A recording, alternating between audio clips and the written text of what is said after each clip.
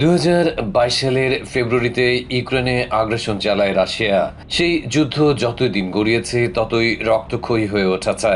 অসংখ্য মানুষের প্রাণ কেড়ে নিয়েছে, বাদ পড়েনি নিরীহ শিশুরাও। তারা যে শুধু বোমার আঘাতে চিরতরে নিস্তব্ধ হয়ে গেছে এমনটা নয়, ইউক্রেনের শিশুদের একটা অংশকে অপহরণ করে রাশিয়ায় নিয়ে যাওয়া হয়েছে। এনবিসি নিউজ বলছে, ইউক্রেনের প্রেসিডেন্ট ভ্লাদিমির জেলেনস্কি ট্রাম্প প্রশাসনকে জানিয়েছে, গত 3 বছরে 200,000-এর বেশি শিশুকে অপহরণ করে রাশিয়া নিয়ে যাওয়া হয়েছে।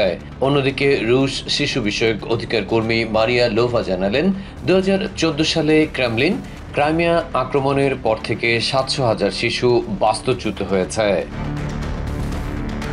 নিষ্পাপ এই শিশুদের কথা ভেবে গত অগাস্টে রুশ প্রেসিডেন্ট ভ্লাদিমির পুতিনের কাছে চিঠি লেখেন ফার্স্ট লেডি মেলানিয়া, যার উত্তর পেয়েছেন তিনি। সে কথা জানাতেই শুক্রবার হোয়াইট হাউসের গ্র্যান্ড ফায়ারে সাংবাদিকদের ডেকে পাঠান তিনি।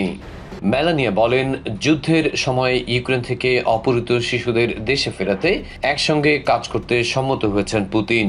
শুক্রবার হোয়াইট হাউস থেকে এক সংক্ষিপ্ত বক্তব্যে এমন খবর দিলেন ফার্স্ট লেডি। তিনি জানান, গত অগাস্টে পুতিনকে এই বিষয়ে একটি চিঠি লিখেছিলেন, যার উত্তরে বেশ ইতিবাচক মনোভাব দেখিয়েছেন রুশ প্রেসিডেন্ট, যার প্রেক্ষিতে এরই মধ্যে গত 24 ঘন্টায় 8টি শিশু ইউক্রেনে তাদের পরিবারের কাছে ফিরে গেছে। ফার্স্ট লেডি বলেন, বাকিদের ফেরাতেও তার ও পুতিনের প্রতিনিধিদের মাঝে সরাসরি যোগাযোগ চলছে। তার মানে অপহৃত শিশুদের নিরাপদ প্রত্যাবর্তনে কাজ করে চলেছেন উভয়ই।